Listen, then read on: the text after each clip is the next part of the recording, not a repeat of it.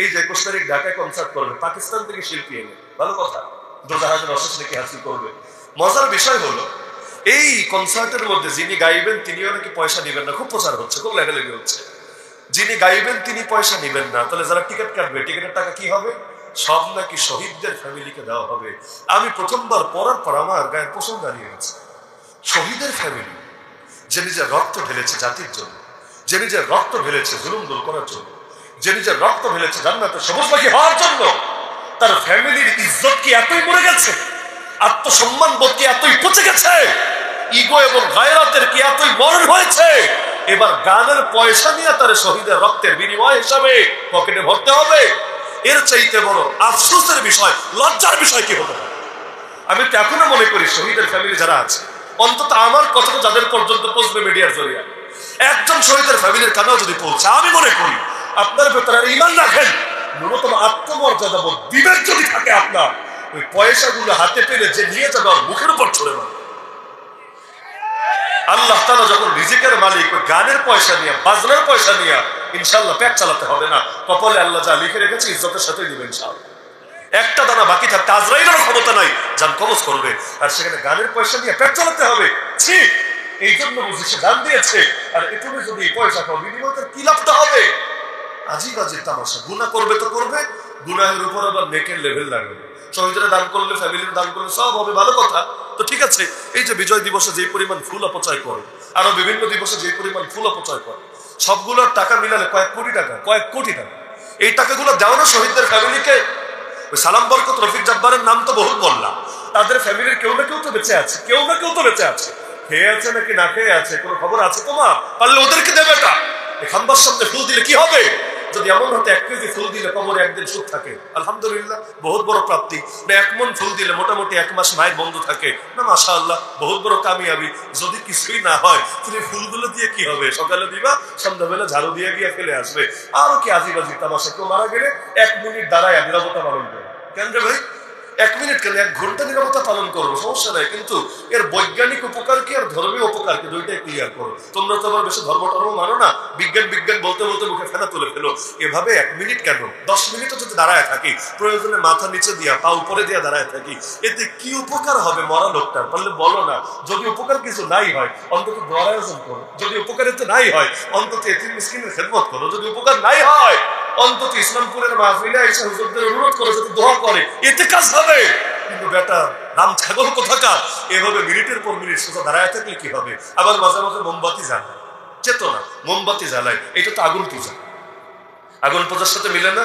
কেউ করে খাম্বা পূজা, কেউ করে আগুন পূজা। এটার মানে কি? আগুন কিসের বার্তা? আগুন তো ভালো কিছুর বার্তা না। জান্নাতের প্রতীক আগুন নাকি জাহান্নামের প্রতীক? এই যে মরা মানুষের স্মরণে আগুন জ্বালাও মানে কি? ওপারে তুইও জ্বলতে থাক, এপারে আমরাও তোরে তোর স্মরণে আগুন জ্বালাইতে থাকি। এছাড়া আমি তো কোনো ভিন্ন ব্যাখ্যা খুঁজে পাই না। আজিব আজিব তামাশা।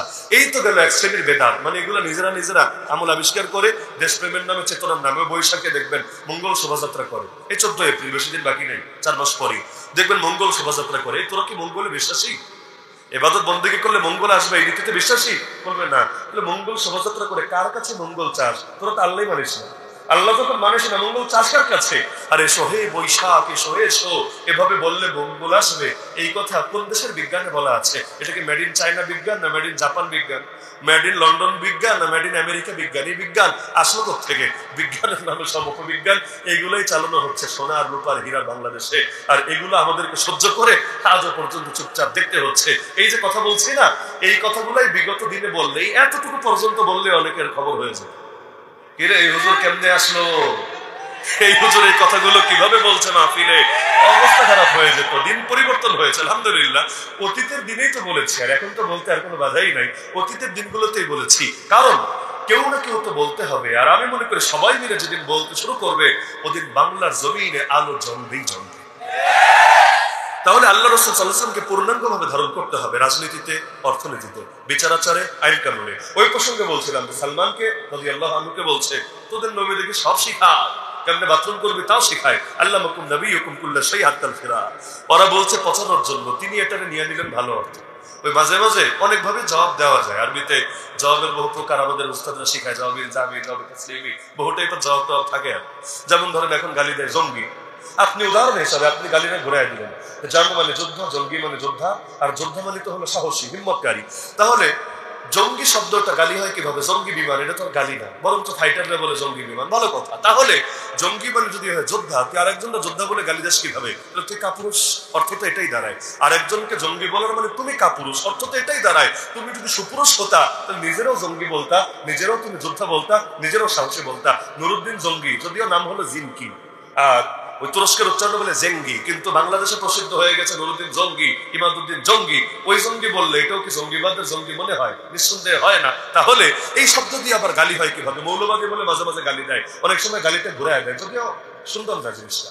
গালি গালি, কিন্তু অনেকে ঘুরায় দেয়। যে মূল যে আঁকড়ে ধরে থাকে তাকে মৌলবাদী বলে, যে মূল আঁকড়ে থাকার চেতনায় বিশ্বাসী তাকে মৌলবাদী বলে। ঠিক আছে, আমরা মৌলবাদী আর তোরা হলি কাটা সিরাবাদী, মানে তোরা শুধু কাটা সিরায় বিশ্বাসী, ইত্যাদি ইত্যাদি। তো এখন তাকে গালি দিল মূলত। তোদের নবী বাথরুম করাও শিখায়?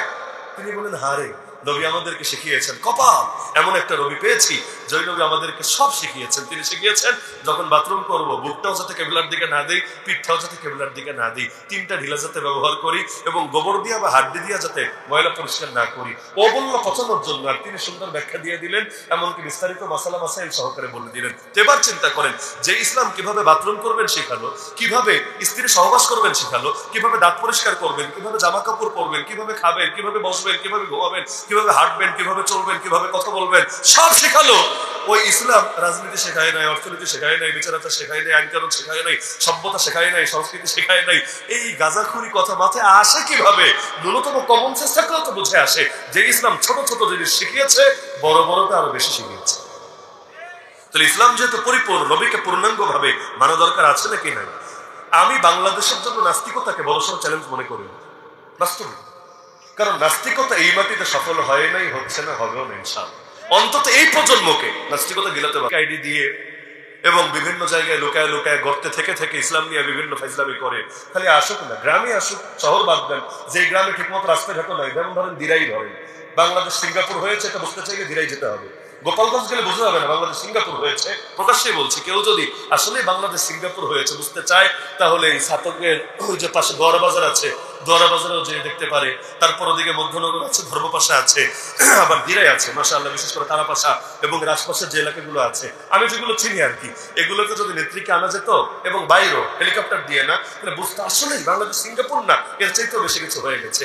এইরকম গ্রামের মানুষ যদি নাস্তিক একটারে হাতের নাগালে পায়, আমাদের অফ করে দেওয়া লাগবে না, আলাদা করে উস্কানি দিয়ে দেওয়া লাগবে না। খালি যদি একটা নাস্তিক রে, বা শরীফ ছিল আগে এখন শরীফা হয়ে গেছে, মাহমুদ ছিল আগে এখন মাহমুদা হয়ে গেছে, হাসিন ছিল আগে এখন হাসিনা হয়ে গেছে, এই টাইপের কাউরে যদি পায়, মানে জেন্ডার চেঞ্জ করেছে, এই টাইপের কাউরে পায়, খুব আদর করবে না? কি ধারণা আপনাদের? খুব আদর করবে না? আরে যুবকরা লাগবে না, মুরব্বীরা এমন মারা মারবে, বলবে তোর মতো কত শয়তানের কাছ থেকে ভূত নামাইছি, আর তুই আর কি রে, আয় কাছে আয়, এমন মারা মারবে, পিড়ায় পিড়ায় সব ভূতের নিয়ে বের করবে।